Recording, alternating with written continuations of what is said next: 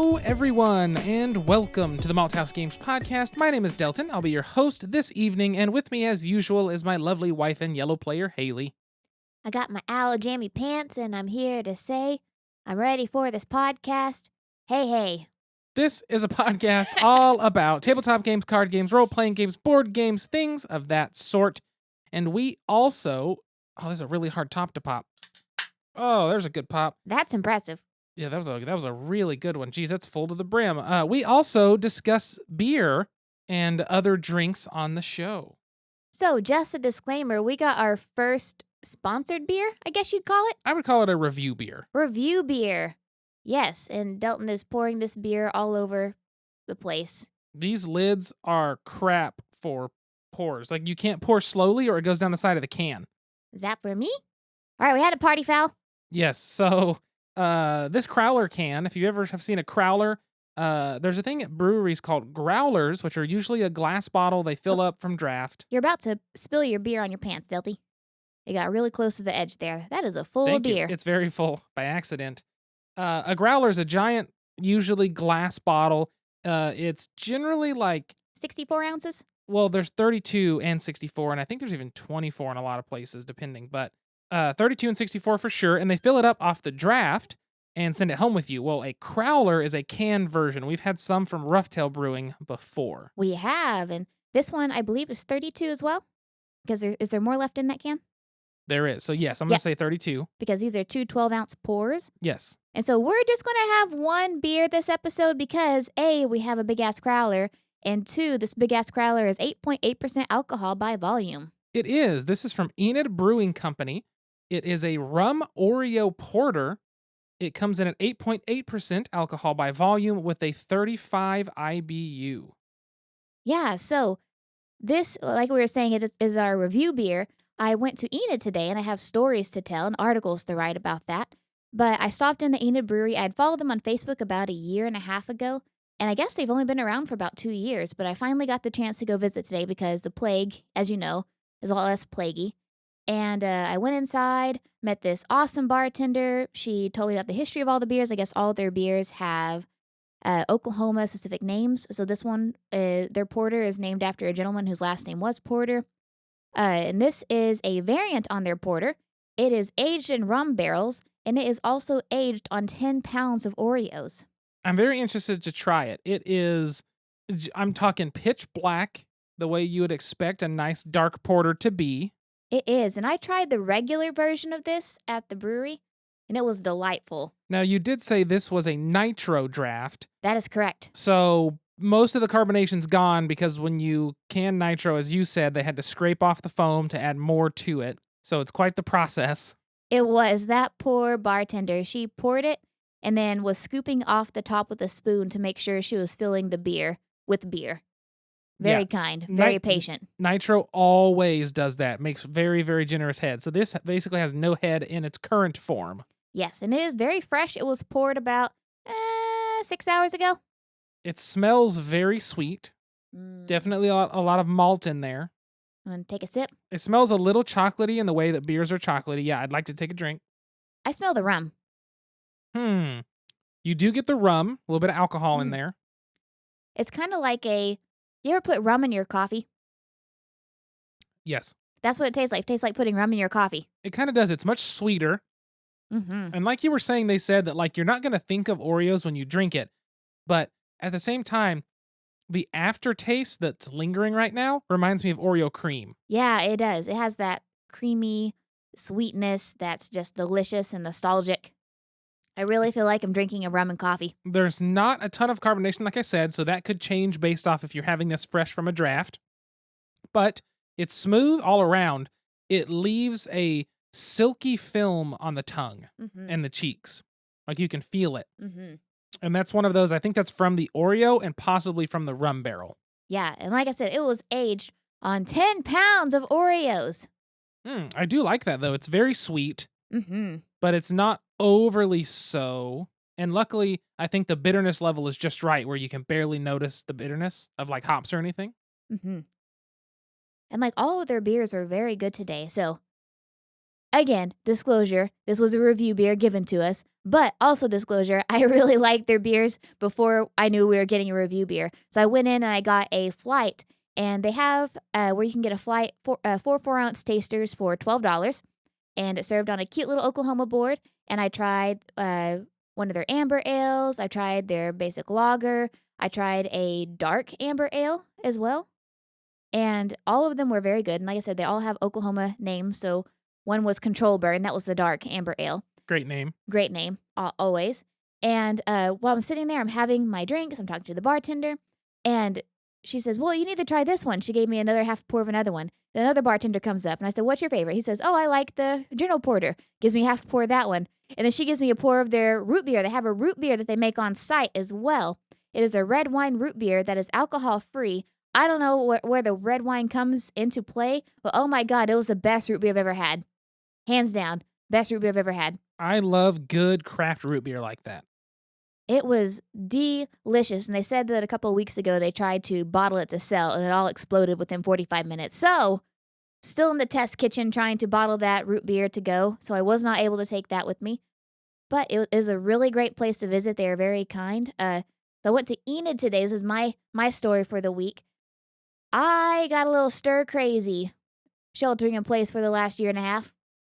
A little bit. I'm a little more extroverted than your average Delton. Yes.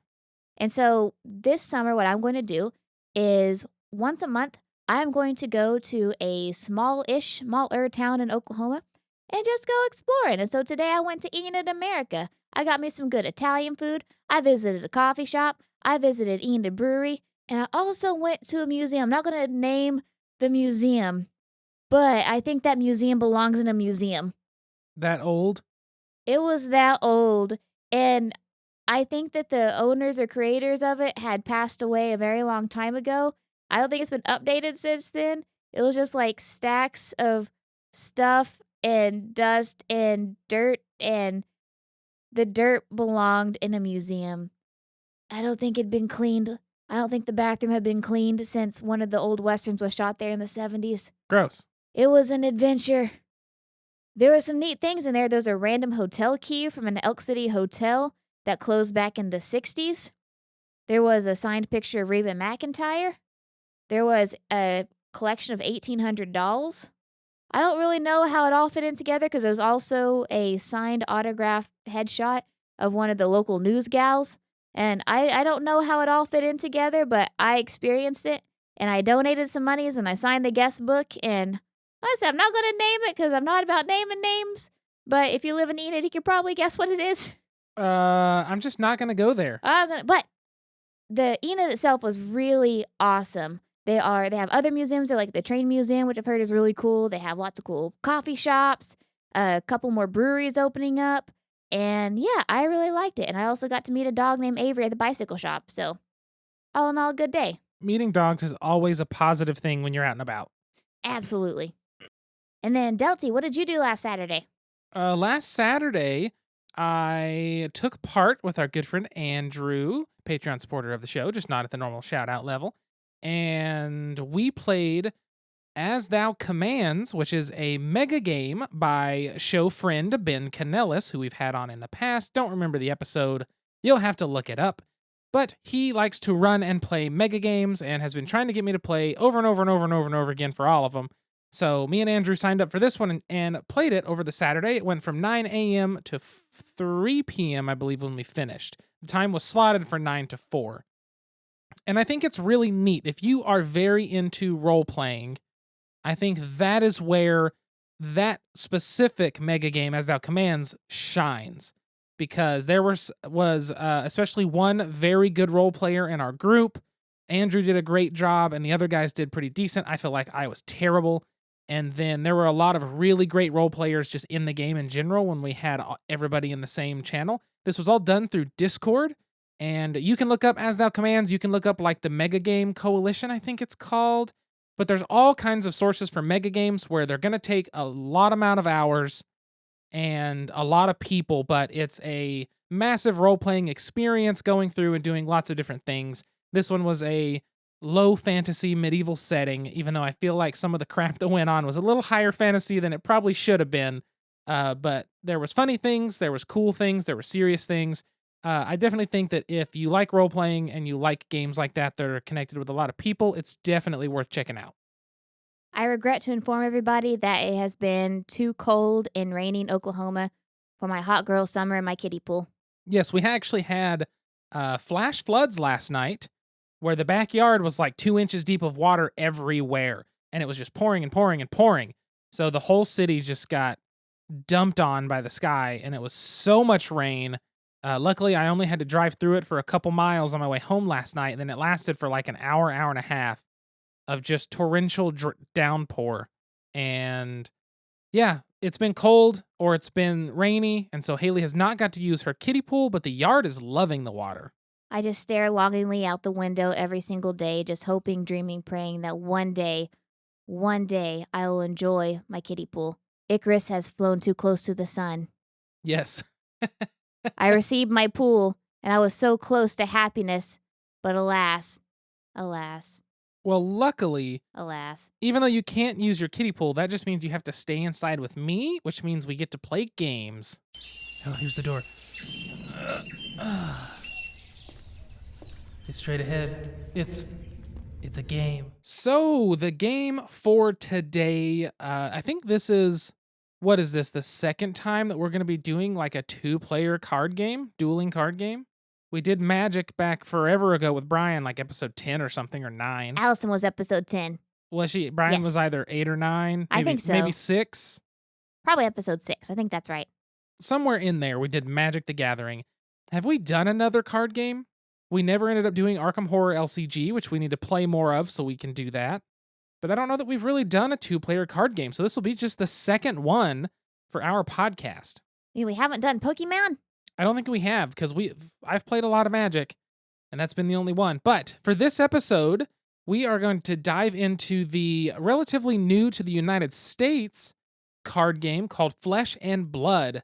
It's a trading card game from Legend Story Studios. Now, likely you have not heard of this card game, and you likely have not heard of this studio. That is because they are out of Auckland, New Zealand. That is where this originated. I'm going to read a little bit from their website here on their About Us because I find it kind of fascinating. Generally, in the card game world, you've got Pokemon, you've got stuff like Digimon, you have the Fantasy Flight LCGs, and you have a few other things like the Transformers game or Star Wars Destiny that comes all from Fantasy Flight. But this is the first one that's kind of came from a relatively, if not completely unknown company, just dropped this out of New Zealand, and it's starting to get worldwide recognition and really blow up at the moment. And we wanted to talk about it because we've got our hands on some decks here. So from their website, Got some hands on some decks, eh? there you go. It says Flesh and Blood is created by an independent studio in Auckland, New Zealand, created for gamers by gamers. They spent 7 years in development before worldwide debut on October 2019. This is currently 2021, so we're a couple years out, but it just hit the United States in November of 2020. It says it's a card game where they're trying to kind of change the way card games work, make it highly interactive, change the way that you look at evaluation and deck building philosophies, and try to add an innovative combat dynamic, which I think is cool, and we'll discuss those things. They're going to be doing different tournaments, things like that, all over at different shops, just like every other collectible or trading card game. And it also says here that they value collectability and support the existence of a thriving secondary card market. And what they basically mean by that, I find this fascinating. Most card games like this have a booster pack. You can buy decks or buy booster packs. Buy a booster pack, crack it open. There's usually like 10 to 15 cards, right? Well, the way this game works is for the collectors out there, they release a first edition set. So the current set that is releasing right now is Monarch. So they released the Monarch first edition set of booster packs. Those have a chance of a special foiled card that's a process called cold foiling.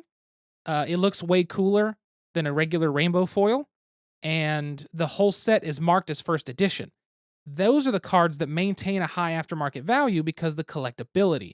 They do one run of it and it's done. Then they have a run called Monarch Unlimited, which is all the same cards, not marked first edition, no cold foiling, just rainbow foiling, and they will produce those for the foreseeable future. Explain this to me in late 90s era Pokemon terms. Imagine if the new Charizard was printed with a special shiny foil, like where they're shiny, and Holographic? there was a limited number of the holographic ones. Once those are gone, then they would print an unlimited number of non-holographic, right? So it's like a Team Rocket.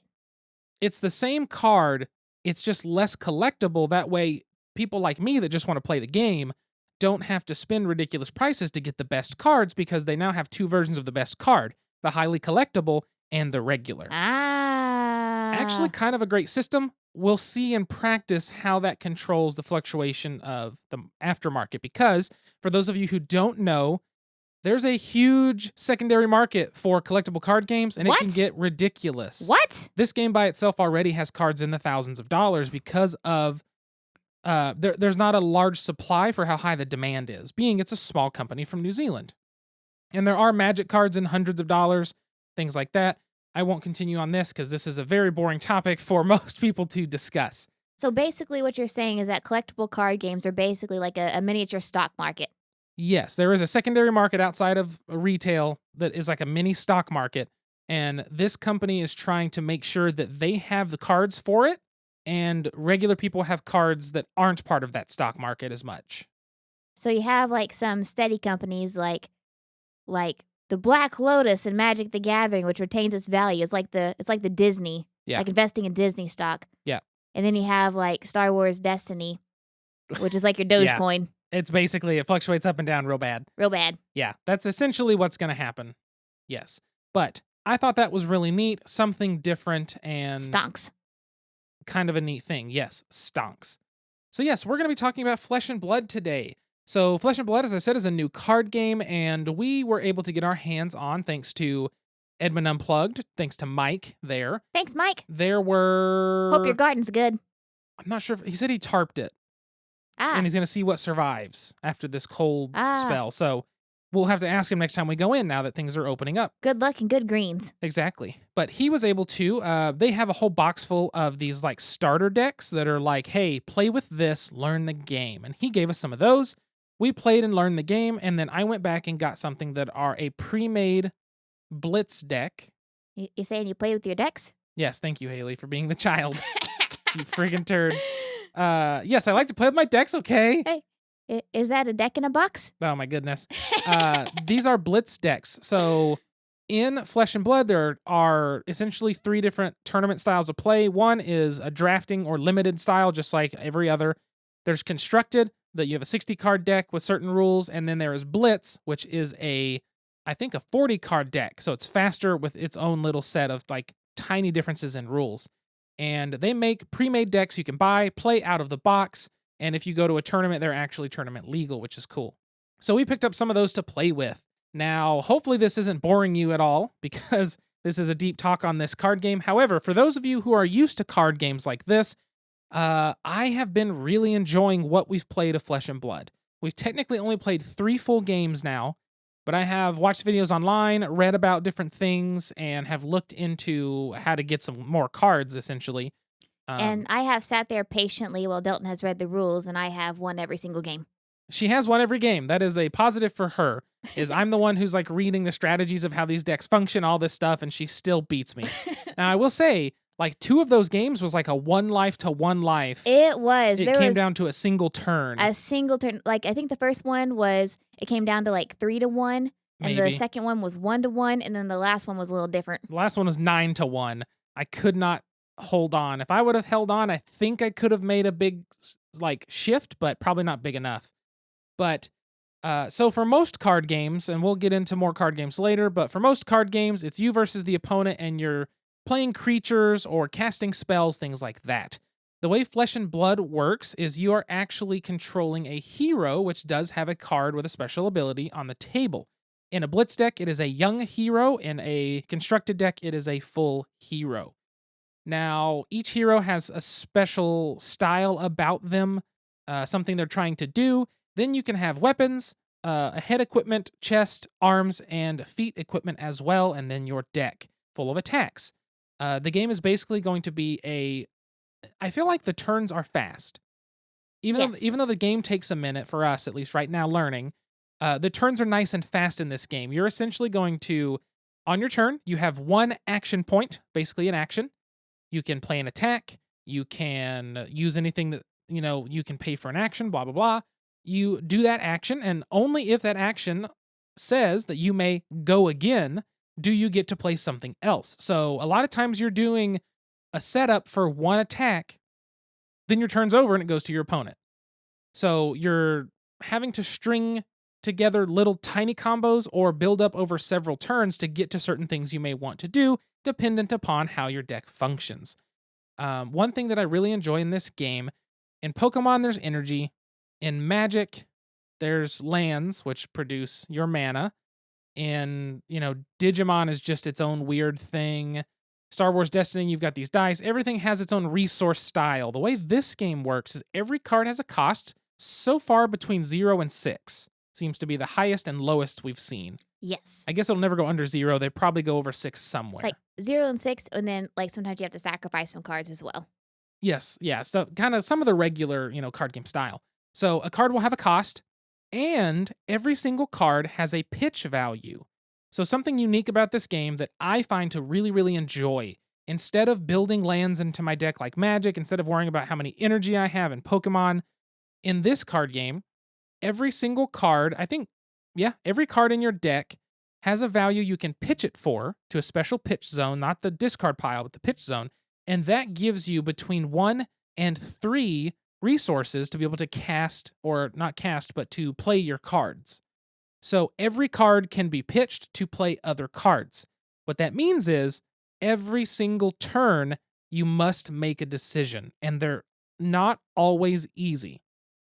What I like is there is no, this is what I have to do very often. There's not a turn where you're just like, all right, I'm like in Magic, I'm going to play a land, go. You pretty much never have an off turn unless you've just defended so strongly that you have no cards left, and I can discuss that in a minute. But I love that every turn is a decision point. What card do I play? Which do I play first? Which abilities off my equipment do I activate? What do I pitch to pay for this? Am I going to have enough to pay for this? I can also maybe pitch this card. Do I want to hold something back in my arsenal, which is like an extra card slot for your hand, kind of in a weird way? There's all sorts of things that go into your turn for being such a small turn. And I love that there's constantly decision space involved. It really is an easy game to understand. So hopefully, us talking about it on the podcast is making sense. And we're not making your deck hard. Yes. Thank you, Haley. Thank you so much. You've been dying to say that, haven't you? What? I'm just trying to make sure we are relaying the information in a succinct way. So, this is a game about small decisions, and I love that about it. Each deck can have 2 copies of a card, but each card has 3 versions, a red, a blue, and a yellow, which changes the stats on it, how much it costs to cast, how much it can pitch for. Something I enjoy, if a card is used to attack or defend, it goes to the discard pile. It's pretty much gone from the game unless you have something that pulls it from the discard pile. If you pitch a card for resources, at the end of your turn, those go on the bottom of your deck. So you will get to see those cards again if you end up using enough of your deck in a game. And I really like that you're not just throwing them away permanently, just not right now. There's a chance you'll get it back later. Now, I have not seen any cards that shuffle your deck, but also these are introductory decks made to be not too complex, but not too simple. They're kind of a middle ground, I feel like. And there's so many cards you can add to, you know what I mean? Right. But I really enjoy that about the game. You mean it's fun to play with your deck? Yes, it is, every time. And I've just found that it's such an interesting style because it's different than other card games I've played. Yeah. That decision space is the biggest thing. Something else I really enjoy is every card that's an attack card, has its attack value. There are some special things. There are some instants that work like Magic where you can play them at any time if you have priority. And then there are some cards that are like only used as attack reaction to buff your attack or defense reaction to buff your defense. But almost every card has a defense value. So when someone's attacking you, you can discard these cards, which means you won't get them back, to defend the attack and block the damage. That's something that I liked about this. I mean, I like Magic as much as the next fella, but I like the multi-use cards in this because you're you're not going to have a hand where you don't have resources. You're not going to have a hand where you don't have actions. You're not going to have a hand where you don't have defense. Now, it might not be the distribution that you're wanting, but you're going to have some sort of resources to do something. Yes, that's the best part is you always can do something. Even if it's just pitching a couple cards to play something that's not that great, you're still trying to do something. Holding onto a card is almost never something you want to do unless you put it in your arsenal, which means take one card at the end of your attack turn, put it face down. You can play it at any time, but it can't be used to defend or pitch, just played. And it's just nice. You never are missing a turn. You never have a turn that you can't afford something, even if it's not exactly what you want. There's always something to do. And I've played enough Magic to know sometimes you just get screwed. You have too much mana and not enough stuff to do, or too much stuff to do and not enough mana, or you can't pay for this because you missed a land or something else happened. And I haven't felt that way in this game at all. There's only been like one turn where I was like, I can't do anything. I have to just keep my hand. Right. So, go Yeah, ahead. because that'll happen because most of the time during most turns, most except for the first turn, only the person who attacks draws cards. And so if Yes. you spent all of your cards attacking the last turn, you're not going to have anything. Or if you spent all of your cards blocking, like keeping yourself from attacks, you're not going to have anything in your hand to attack with. Yes, on the first turn, both people draw up after the initial first turn. After that, when you're done attacking, you draw up, but if your opponent has defended with those cards, they're not going to draw up until they're done attacking. So it's a very interesting back and forth, making you decide how much of this attack do I really block, if I block at all, because what cards in my hand am I going to want to play my next turn? And you also have to think every card you use to defend, your opponent's going to have a full hand to defend against your attack. So it has this really weird back and forth where you feel disadvantaged, but then you feel like you have the advantage, and it just keeps going between each of the two players. It's very, very interesting. One of the things I want to say, I don't know the full details of like uh, if there is a main artist or anything. It looks like all of these have illustrated by kind of like Magic, where they probably commission cards and just say, here's our style, go for that. So I'm guessing that's how it works by the looks of it. But I like the card artwork. I like the design of the different cards and characters. So the two we have is Levia and Prism from the new Monarch Blitz decks. And then the small beginner one is Ira Crimson Haze, which is a cool name of a ninja deck. So it's been a very neat card game. I've really enjoyed it. And at the moment, I just want to buy a bunch of booster packs, crack them open, and start like modifying these decks, figuring out how deck construction works and things like that. That's all he's been saying. So he turns 30, flirty, and thriving next month. And all he's been saying is that how much he wants more of those booster packs. Yeah, I haven't had any booster packs yet because they're hard to get. Got to order them online, and I would like to order some to crack a bunch of packs. I think it would be fun. It's just, this is finally, I think, the first game outside of Magic that after a few plays, I'm like, okay, this could be something I could actually see getting into, because all the other card games I've tried, Star Wars Destiny was like, this is really neat. It's kind of fun. Or Keyforge was like interesting at first for the first, I only bought 4 decks total, so I didn't spend a lot on it. But the more I got into every card game or tried to play it more, the more it just never really struck the right chord. But this one seems to be hitting the nail on the head for me in terms of it's different than Magic to make it where I want to play it over Magic. Not that I think it's better, but if I want something different than Magic, this has been the one that's the answer so far. But I like the play style enough. I like the art style, and it's different enough to give me a new experience. It's not just more of the same. Mhm. And I enjoy that a lot. Same here. And I like that it comes pre-built. And I know that Magic has some pre-built decks and other card games have pre-built decks, but these ones are also pre-built, but they make sense too. It's not just like random cards poked together like Keyforge. Keyforge, like I enjoyed Keyforge, but it was just like, well, here's the card you got. And like you couldn't make any modifications for that either. Like you got your Keyforge deck and that was it. And if you were going to have it tournament legal, that is. But for like these, it comes with decks that are pre-built that make sense, but also that you can modify. It does. In terms of the deck building for this game, in something like Magic, you have a red deck and you have red mana, and you can make it a red-blue deck, add some blue. You can make it a red-blue-white deck. Pretty soon you can have all 5 colors if you want. These ones, you're only restricted by your hero. If your hero is a ninja, you can have any generic attack cards and generic cards. and you can have any ninja cards, and that's pretty much where that line stops. And I think in this new Monarch set, it includes light and dark, so I think you can also have light attack, light this and that, dark this and that. So it just kind of depends on what you're getting and what you're building, but there is limitation to it in the same way Magic and the same way Pokemon. If you want to build a psychic fighting deck, you have to use psychic cards and fighting cards, things like that. So deck building does look to be unique, looks to be different, and I'm just excited. This is the game I'm more excited for. I've tried a lot of games, had fun with them, but this one so far, I honestly think is one that like I'm going to stay excited for a while. And if I can rope you into playing some games, would be great. Maybe rope some other people in, but I'm really enjoying it. Exciting to go to Edmund Unplugged and play every once in a while on a Thursday. So you're saying grab some friends, grab your decks, and have some fun? Yep, our decks are going to do battle. Yeah. That's how it works. But yes, so in terms of, I guess, a Boundaries. summation of Flesh and Blood, it's something new, kind of hard to get your hands on. It is at retail. You can buy it online. Don't spend too much because right now people are kind of cranking the prices because they know they can. Check out your friendly local game store. That's what I was going to say. Their website, Flesh and Blood, it's fabfabtcg.com, I think. You can look it up. They have a store locator that will tell you a store that's licensed or like they officially sell through. Like authorized. Authorized to sell. That way, like Edmund Unplugged, I can get these Blitz decks for $15 a piece. When I think their retail price is like $12. So that's pretty much in line with what you expect from a store to sell in person. That's really nice versus some of the online ones that are selling them for $30 a piece. So your friendly local game store won't price gouge you. Exactly. Check your friendly local game store. Give this game a shot. Very, very cool. New to the US.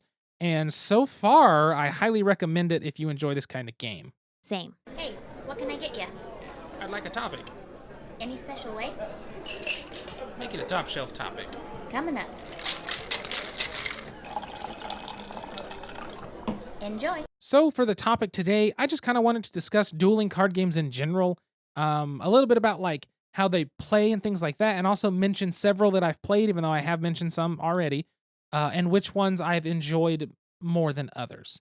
So obviously the big two I've mentioned is Flesh and Blood, the game of this episode, as well as Magic the Gathering. Magic's been around since 1993, longest reigning game, still the champ of all card games. I don't think anything will ever dethrone it because it has this giant back catalog, a bajillion styles, an amazing mobile app, and online computer game of Magic Arena.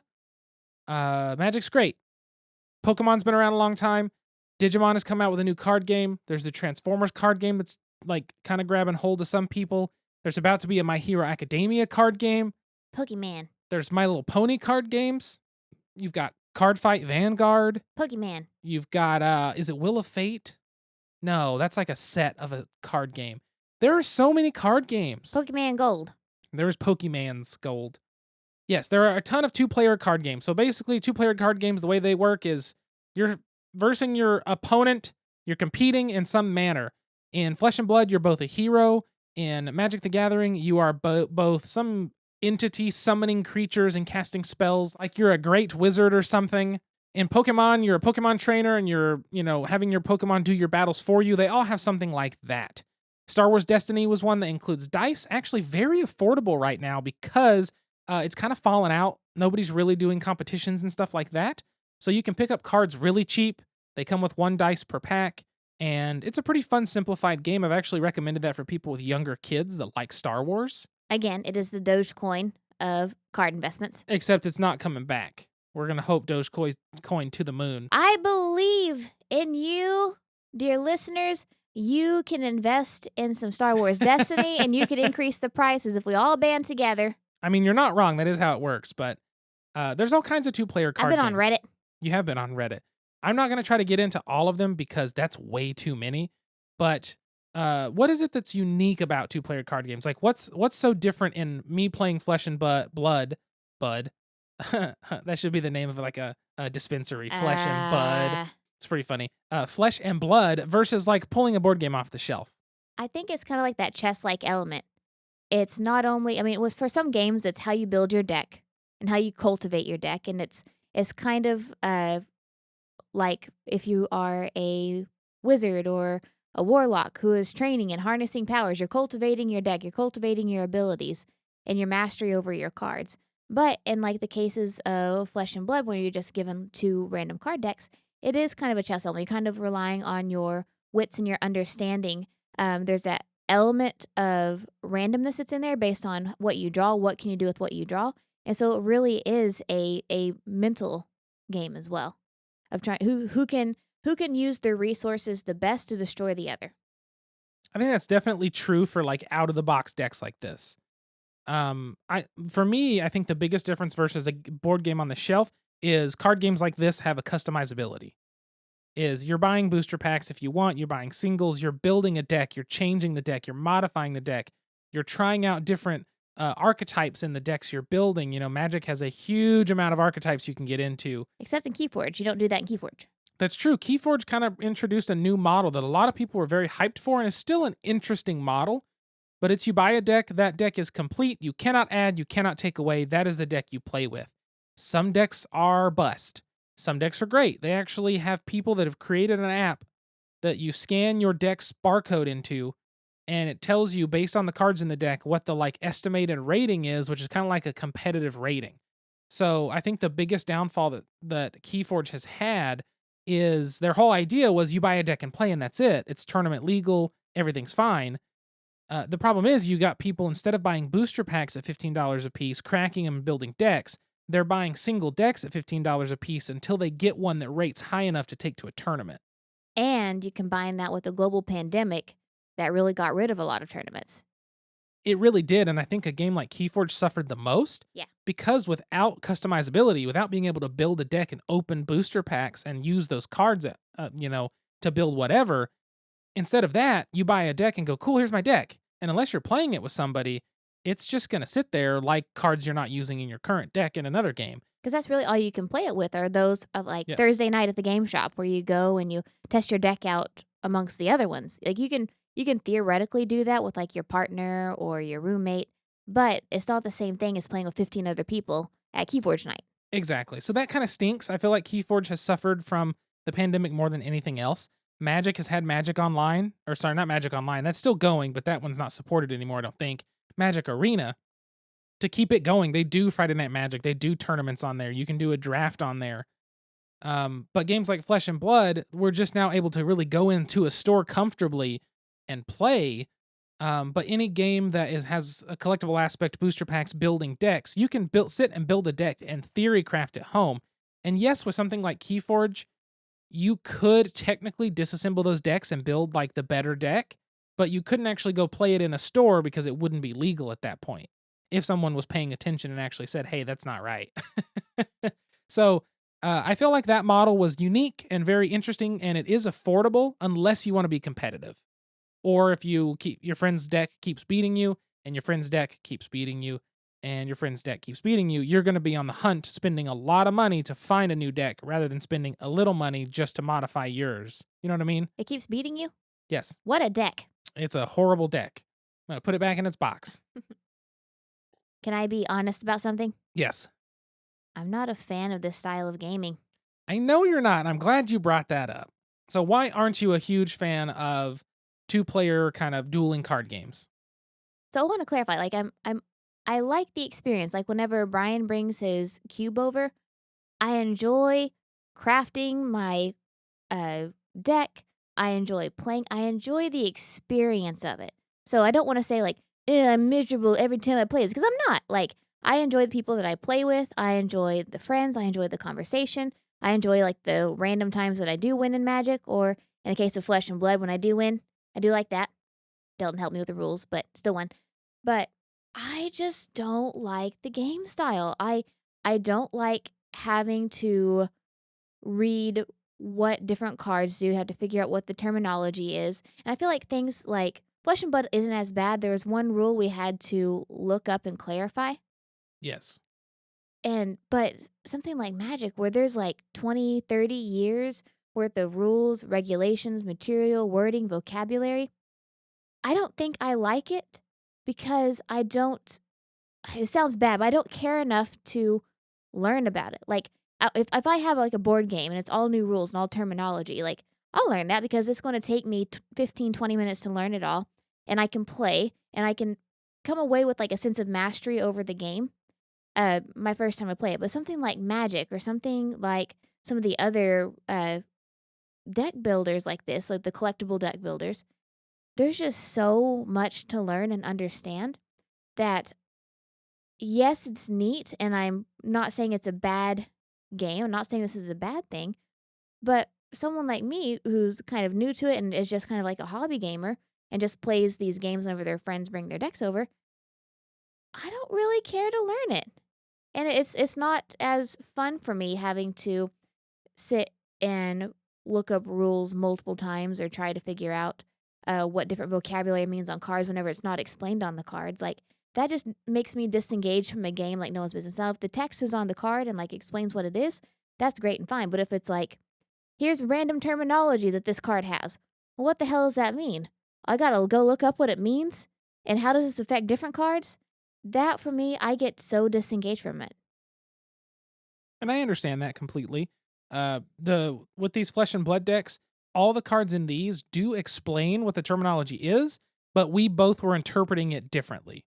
It Yes. was basically a thing that said if you attack and your opponent blocks with a creature over with 6 or higher attack on it, then combat is closed and those cards are destroyed. But the way that it said it made it sound like your opponent's card is destroyed or yours is destroyed, and it didn't specify whether that meant it immediately cancels combat, no damage is done, if you like, have enough damage or whatever. And so we had to look that up to clarify because it's a new rule for the Monarch set. But aside from that, I feel like this one wasn't as bad because there were less terminology. It's just the couple we had were more intense questions. The thing, my thing is like I've talked about before. Whenever it's not my turn, typically as much as I can, I try to plan as far ahead as possible. Yeah. And so if something in my chain, like a misinterpretation or I don't understand what a terminology means, then that can totally throw off not only this play, but maybe subsequent plays as well. And so it just gets very discouraging. And like I said, not that these games are bad and not that these games can't be fun. And I do have fun experiences. I just feel bad. I told Delton I feel really bad because he says like he wants to find a 2-player card game like this that I really enjoy. And like I haven't got there yet. I feel so bad. I have like not that I don't enjoy it, but I don't want to collect them. I don't care.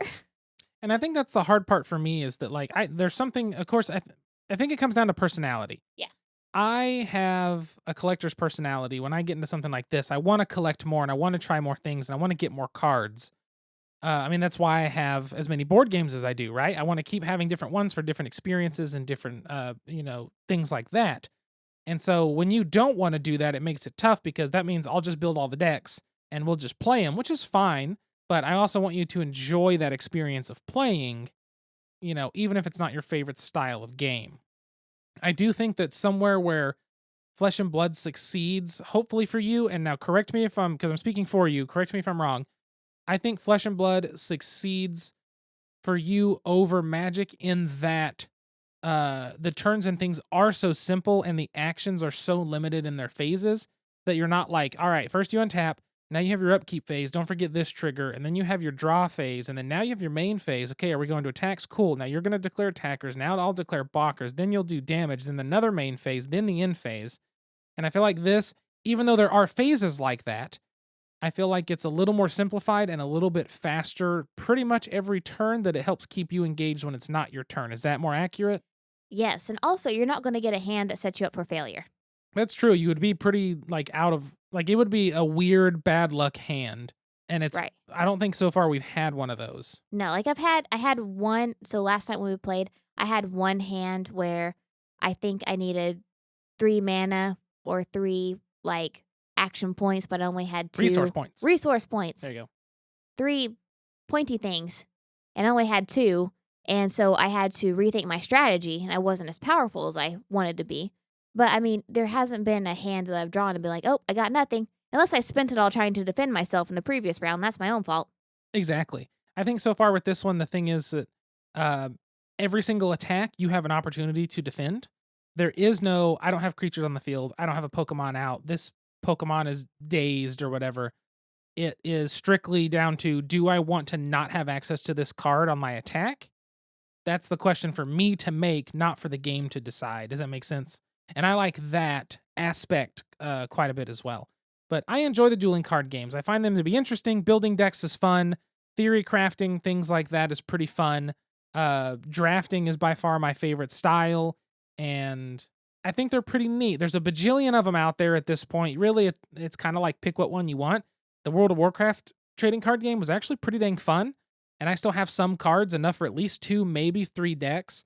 But it got discontinued with Hearthstone. So many card games are moving digital. It's nice to see a new physical card game that is doing something that I actually enjoy. Yeah, and my not liking it is not anything to do with the games. Like, these games are good for people. People You just enjoy have a these broken games. personality. I just have a broken personality. I'm defective. I'm just kidding. Return to sender. No, don't send me back to Elk City, please. I won't send you back to your mom. Ah. You can go to my mom to recover. Okay, I'll She'll send me rebuild. to Tammy for maintenance. Yeah, she has the power. She can rebuild you. She'll feed me gravy and tell me that I'm smart. That is very true. But dueling card games, I think they're fun. If you've never played one, they're worth at least watch a video or two. The new Digimon card game has an app to learn how to play it. The new Dragon Ball Z card game has an app to learn how to play it. You can play the Pokemon card game. I think you can download it now on your computer and play a simplified version of it, which is kind of nice. You can do that. You can buy Pokemon cards, not really at the moment because people are being dumb and buying them all up and fighting each other in Walmarts over them, which is why Target is no longer carrying them for the safety of their employees because somebody pulled a firearm over Pokemon or baseball cards, and I believe that someone was injured because of it. Very sad and very stupid that someone's taking it that far. So, yeah, online retail and local game store at the moment, but try to find one of these games. That's a real dark note in this. Try to find one of these games to give a shot if it sounds interesting to you. If it doesn't, like Haley, that's okay. A friend like me might just force you to play a game or two with me, but and you can still have fun. I still have fun. I just realized, though, that I haven't played Magic with Brian in over a year. Yeah. And so I'm going to be real rusty on my terminology. What does Menace do? I have no idea. Yeah, I always forget Menace constantly. I got tap. You do got tap. That's a huge one. Tap. But yes, so Tap. These card games, like I said, I really enjoy them. They're always interesting. But what I find really funny is all these card games want you to feel a certain way, right? In Magic, you want to feel like an awesome, powerful wizard or sorceress or something. And in Pokemon, you have to feel like a Pokemon trainer. And in Flesh and Blood, you're supposed to be a powerful hero fighting in an arena. So that leads me to a question. And now, join us for a Malthouse Games podcast special pint-sized question. Answer. You already have an answer? I haven't even asked the question yet. What's the question? I got an answer. Okay, well, there we go. Do you actually feel like what these card games want you to feel? Like. That was a weird statement, sentence, question. It's okay. Statement. So, like I said earlier, I get really disengaged from these kinds of games. I think, one, because of the rules and the vocabulary and the terminology. 2, it's really easy for someone in that system to get analysis paralysis with so much that's going on. So I get really disengaged. So I don't really feel like these give the same feeling of becoming part of the game, of being engaged with the theme, as much as something like my gardening games. I play Agricola. I'm having to feed my family. You're damn right. I feel engaged. I am not letting any of my family starve, and I have never let any of my family members starve in Agricola. That's true. I've also only had vegan farms. Also true. I do get engaged in that theme, but I just don't with these. Like, maybe whenever I was a kid playing Pokemon, I felt like a Pokemon trainer, but mostly I just collected the cards and went for the shiny ones and the ones in Japanese. Yes. So I thought that was cool. But with Magic or with Flesh and Blood, I just feel like I'm like, here's some cards, they have pictures, and I'm trying to get your points low. How about you, though? Honestly, I feel the same with 2-player card games. Really? As much as I enjoy the games and I like them, I think the only time I could even call it close to feeling like an amazing spellcasting person is if you get a turn in Magic, you're playing the right deck, and it's just like, I do this, do this, do this. There was a time I was playing in Arena for our big tournaments that me and Brian and Dan and Dakota do, and I was playing my green-red ramp deck with Nissa and Ugin, And there was a turn where I drew like 15 cards, dumped a bunch of stuff from my hand, and it was essentially a game-ending turn where I won. And those are the only moments where you're like, oh, yeah, look at that. And it's like, boom, I feel powerful. I feel smart because I put this together with how I built the deck and how I played. But that's the closest it gets. And even then, I don't think it quite gets there. However, I also don't know that I ever truly get into character with a lot of games. Oh, I do. I definitely do. I know you do. You really feel the theme and become one with the theme. And I feel like I don't necessarily do that. I honestly don't know a game aside from like, I don't know, playing Fiasco, something that's kind of a more role play element. That's the only time I could feel that. But even then, I feel more on the outside. I think that's why I'm so drawn to theme, because whenever there's a game, like I think we've talked about it before too, like you can tell whenever a game was made with a theme versus a theme was pasted on. Yes. And I do tend to be more drawn to those games with the theme, like that they were made with the theme in mind. Yeah. Because I feel like it makes you feel like you're part of that experience, and it's easier to put yourself in that situation. It makes it more fun too. Like Agricola, I could probably get way more points if I were to slaughter cows, but by God, I am not. I have a vegan farm. I always have. I always will. I've only lost that game once to Mac. Hi, Mac. Hope you're doing well. But that is just a theme that I just get really engaged in. I feel like that's with a lot of themes. But for some reason, the dual playing card games, I just do not get engaged with the themes. I think that's understandable. And I think it's just going to depend person to person. I really do. I feel like I play most games from, you don't play video games, but do you know the third person perspective of a video game? Yes. It's like that over the shoulder camera back a little. I feel like that's always me in every game, where I feel like you're the first person perspective. I'm a cat drinking sake and I threw up. I feel like sometimes I can hit second person perspective, which is a rare thing, and it's a weird third but closer over the shoulder where you get a piece of the person, but it's not fully one or the other. I always call that second person. It's not as common. I'm a swarm of butterflies. I feel like I can get there, but it has to be the right thing. I am Richard Nixon. You are Richard Nixon now. You're just looking at games off the shelf and yelling about them. I'm building cars in a Japanese car facility. I have become one with the Nixon. There you go. Agnew. I think that's Ford. time for our Kickstarter. Oh my goodness, I'm tired. No more Kickstarters. I'm tired. You got in trouble. Wait, No more what do you mean no more Kickstarters? No more Kickstarters for a little bit. But you don't know what's coming. That's the point. Shh, there's a That's the Kickstarter. problem. Shh, keep it down. There's a Kickstarter coming from World Champion Games, I think it is. I can't remember the quite name. It's essentially Fiasco meets Creepshow. So it's like Fiasco horror based.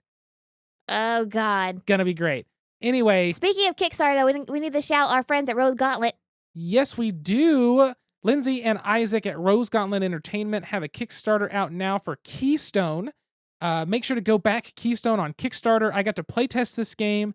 It's a very fun game. Reminds me of a couple different games kind of put together in a way. But from the first, I don't think I only did 3 playtests of it. However, from the first one to the last one, big changes were made.